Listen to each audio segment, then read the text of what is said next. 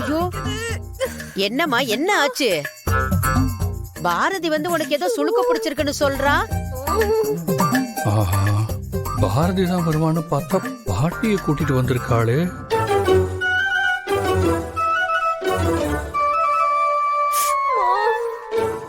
நந்தினி, என்ன நடக்குதுங்க? ஆதி மாப்ள, நீங்க தான் மித்ராவுக்கு சுளுக்கு எடுக்க போறீங்களா?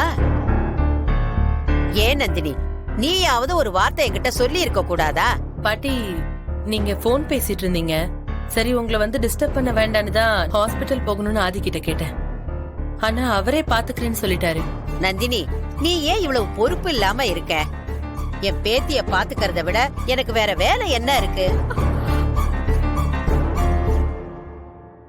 ஏமாப்ல, நீங்க தான் மித்ராவுக்கு சுளுக்கு எடுக்க போறீங்களா?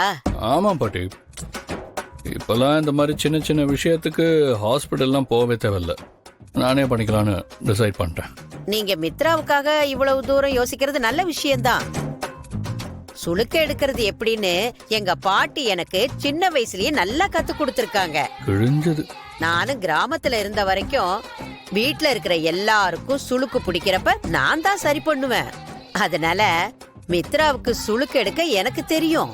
அது சரி, ஏன் மித்ரா, காலையில வழிக்கு விழுந்தேன்னு சொன்னியே, அப்பதான் உனக்கு இடுப்பு பிடிச்சுக்கிச்சா? இல்ல பாட்டி, கொஞ்ச நேரத்துக்கு முன்னாடி வேகமா நடந்து வந்துட்டு இருந்தேன். திடீர்னு இங்க புடிச்சிருச்சு. ஐயோ, நடக்கவும் முடியல, எழுந்திருக்கவும் முடியல. ஆனா இங்க ஆளுக்கு பேசிக்கிட்டு இருக்காங்க. ஏதாச்சும் பண்ணுங்களேன். ஐயோ, என்னால வலி தாங்க முடியல. சரி சரி சரி சரி, நான் தான் வந்துட்டேன்ல. மாப்ள, நீங்க எல்லாரும் கொஞ்சம் வெளியில இருங்க. சரி போங்க. சரி, பாத்துக்கோ. போங்க போங்க. பாட்டி ரொம்ப வலிக்குதுன்னு சொல்றா, பாத்துக்கோங்க. நான் பாத்துக்கிறேன். ஆ. மா, குடு. ஐயோ ஐயோ. சரியாயிடும் மேடம்.